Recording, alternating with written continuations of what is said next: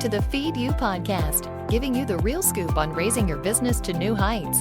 Expert education, inspiration, and motivation to fuel your purpose, your passion, and your profits. Here's your host, Elisa Connor.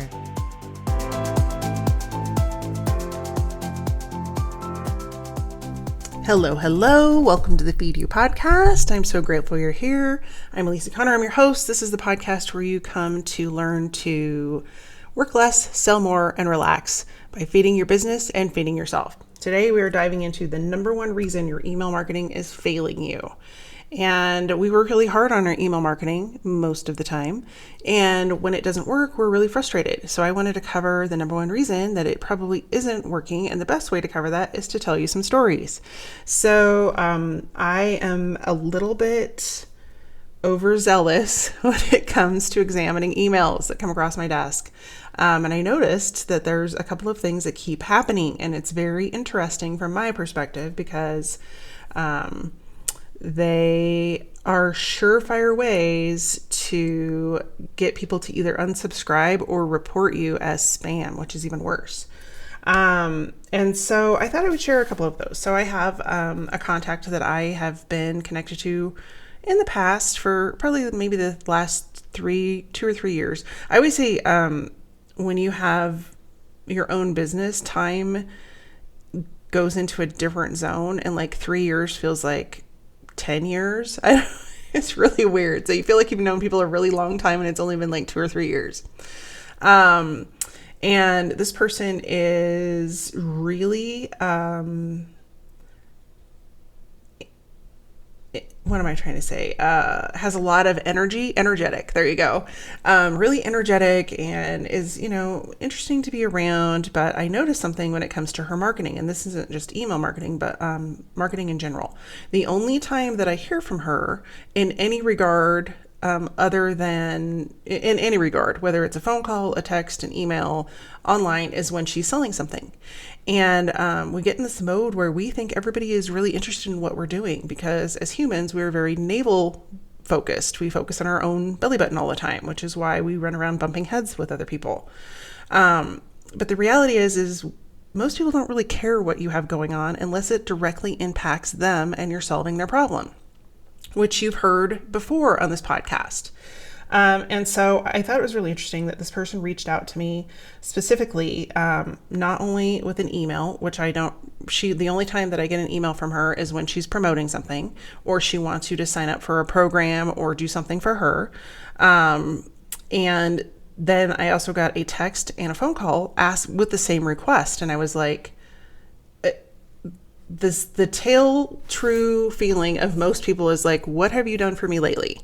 And that's kind of how this went, is like, I just started to notice a trend and I tried not to have much attachment to it or whatever. But, the reality is the only time I hear from her is when she wants something. And if you're treating your customers that way, that's a huge problem. Because one, people will forget about you. And two, they don't really, like I said, they don't care about you. What they care about is how you're going to help them. And I had another interesting conversation yesterday, which I actually didn't have in my notes, but I'll go ahead and pop it in here because it's sort of along the same lines. I had a consultation with somebody who was interested in getting their messaging done. And it was between me and another person. And so I was just curious. I just said, well, what is that other person showing you or explaining to you that is making you lean in that direction for a certain component? She wanted to work with me on a different component. And her answer is that she wanted to show up as herself more in her messaging.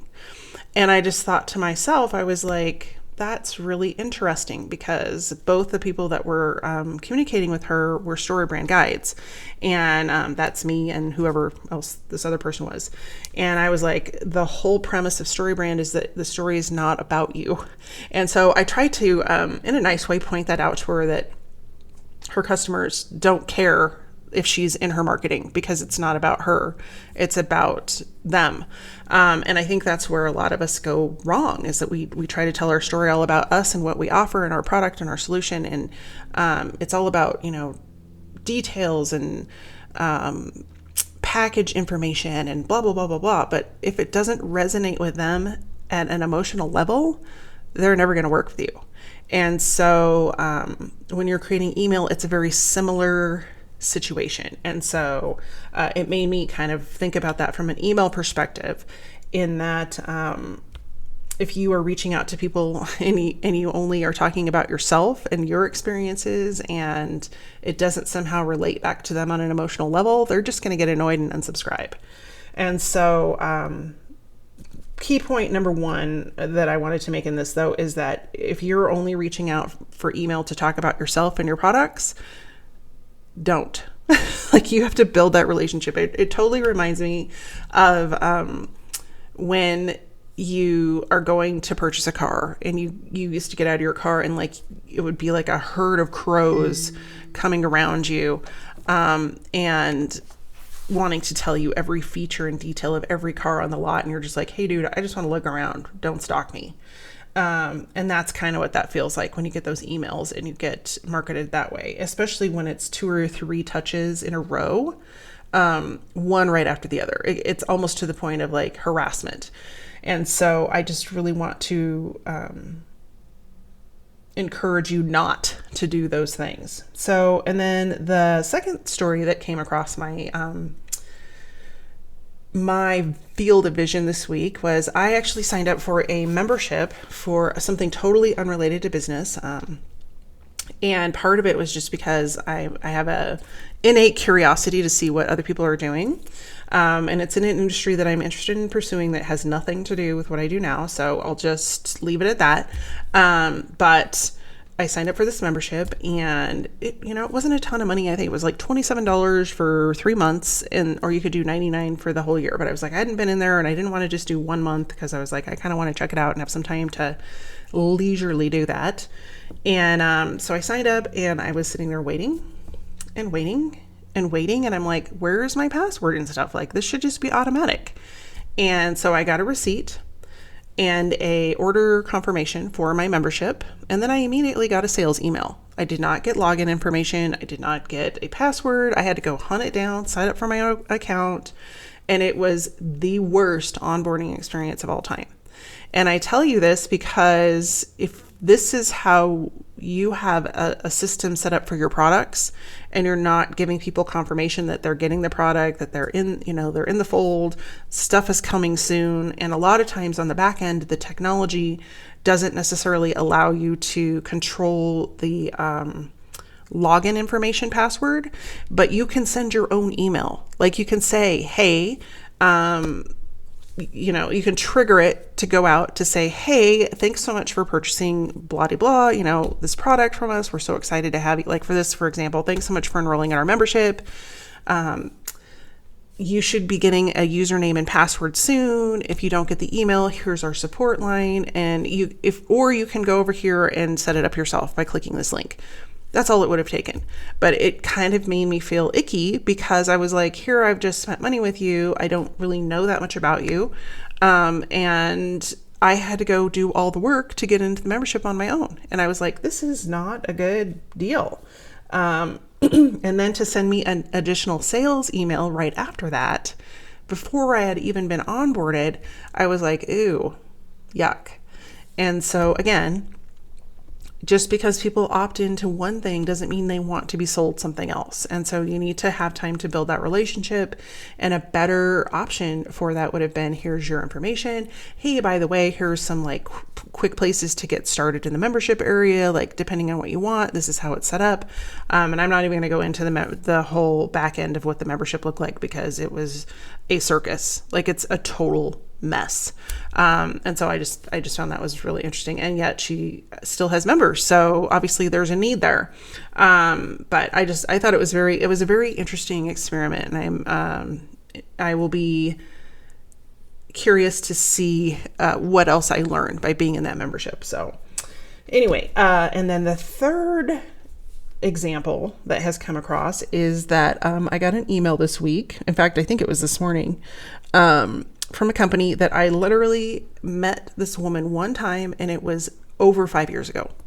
Never have heard from her again. No phone call, no we haven't spoken. We're not connected really on social media. She obviously took my email address from a business card or something, put it in her database, and started emailing me. For the love of all things holy, do not do this. I highly recommend that you do not add people to your email list unless they have explicitly said, I want to be on your email list and get your info. Because if you have a bunch of people on your list and they didn't ask to be there, all you're going to do is make them mad. They're either going to not open your emails and delete them all the time, they're going to unsubscribe, or they're going to report you as spam. And either way, all of those things will hurt your open rates and your analytics long term. And so it's better to have a smaller list of engaged people that want to hear from you than a huge list of people that never wanted to be there in the first place. And so now I have this email that I got that I was like, I don't even care what it says, because the headline was all about their business. And I was like, I don't care. I haven't heard from you in 5 years. So into the trash it goes. But I kind of want to reach out to some of these people and just say, please let me help you, because it's more common than not. And so if you're here, I know you are part of a different crowd. You are wanting to learn the best ways to market your business regardless of tactic. We just happen to be talking about email today. And I appreciate you tuning in and being here for that reason. But the lessons that we are talking about today, these emails, these are things that come across my desk all day, every day. And I'm sure you have them too. In fact, if you have examples and you want to screenshot them, like, we'll always take the names out and protect the innocent, but I would love to share those in the Facebook group. So if you have those, take a screenshot, come over and join the group. And the link is in the show notes for you to join the free Facebook community. And we can have a discussion about things that could be improved on those emails. So so I wanted to give you a few tips of what not to do, just in case they weren't clear in those examples. I explicitly wrote them out. So it's really important that you are nurturing and connecting with your audience and knowing specifically what they need, what information they want from you. And you're constantly asking that question, because I have worked with many people on a consulting level, and they're like, should I create this? And I'm like, I don't know. What do your people want? And they just look at me like, I don't know. And I was like, you need to go ask them, because why are you creating something that they don't want, or you don't know if they want? And as soon as they go back, they're like, oh my gosh, I would have spent so much time on that. And I was like, yeah, I know. So don't. Because that's when we get burned out, is when we're creating stuff that people don't interact with, and we feel like we're not getting any traction and people don't want to hear it. And you want to make sure you're developing that relationship just like you would any other relationship. Like, you're not going to go out and meet somebody for the first time for coffee and then ask them to marry you. And that would be absurd. You're not going to do that. And so it's the same perspective when you go out for you send somebody in your first introductory email, here's your free download. And then you're like, hey, you want to buy this stuff? No, they don't. They don't even know you. They don't even know if they need you yet. They just wanted to get, dip their toe in the pool. And so you need to earn the right to sell to them. And that comes from building that relationship. And we do that over time steadily. And just because they say no, no, no, no, no, doesn't mean they're eventually going to say yes. Because if you're in there and you're really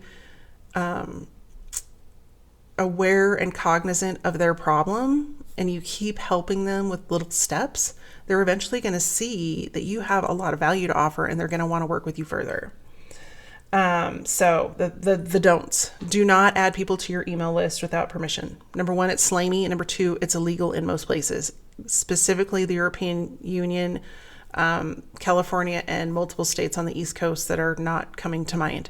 What I mean is that in 2014, I think, GDPR, it might have been 2017. Old lady brain is kicking in.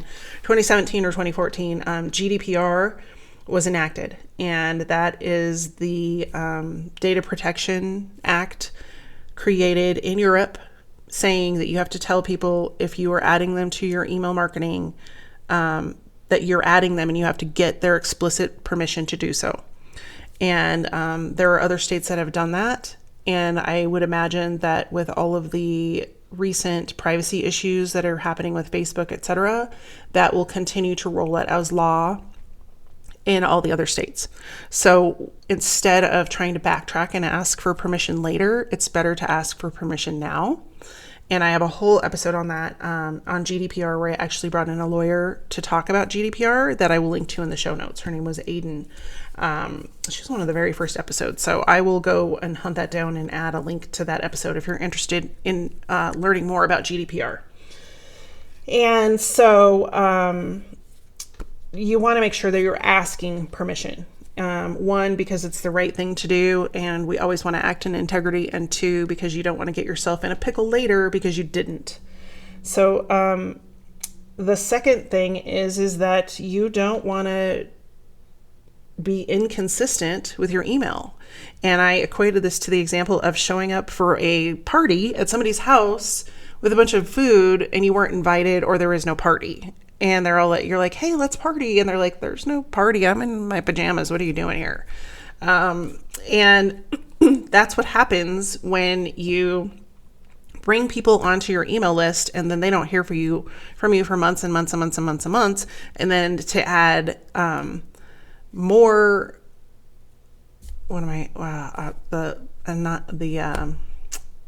saying just flew out of my head, but to add more problems to the situation is when you show up and try to sell to them, because no one appreciates that. They can see through it. It feels slimy. It's not a good business practice. And I want you to get into good habits of nurturing and caring for your people and not always selling them something. It should be an 80-20 ratio. So 80% of the time, actually, it's more like 90-10 now. It used to be 80-20, but anywhere between 80 and 90% of your marketing should be content that is offering value to your people. Does that mean you shouldn't sell or move them forward in your sales funnel? Absolutely not. You should always have some call to action that gets them moving through the sales funnel, which is why marketing is an art, because you've got to figure out how that works, and so you're not feeling slimy. But you shouldn't just pop in and be like, hey, sign up for my program, because people don't like that.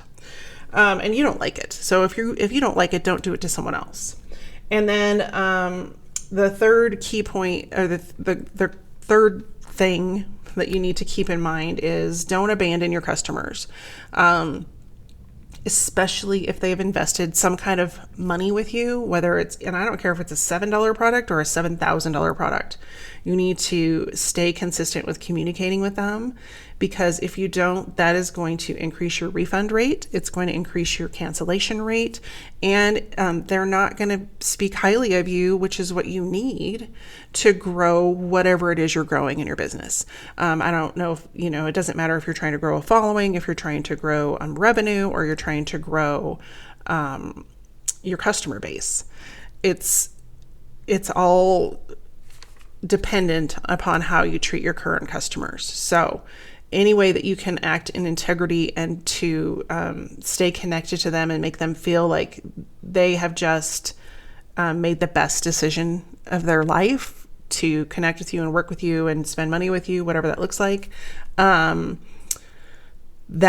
is how it should be brought about. And it's not that hard to set up. So the first step of that, of course, is, giving them a piece of value like your freebie, and following up with some extra help or assistance or stories or whatever of, how to make that freebie work for their business, and giving them a quick win.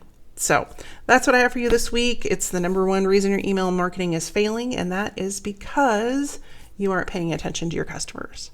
So thanks for tuning in this week. I will see you next week. And I'm also in the process of creating my YouTube channel. So I will link to that also in the show notes, where I'm going to do 2-minute marketing tips that are going to break down not so common marketing terms in simple ways, so that you can understand some of the things that were talked about in this episode a little bit more deeply. So if there are terms that I talk about and you don't know what those are, check me out on YouTube. Those videos are coming shortly.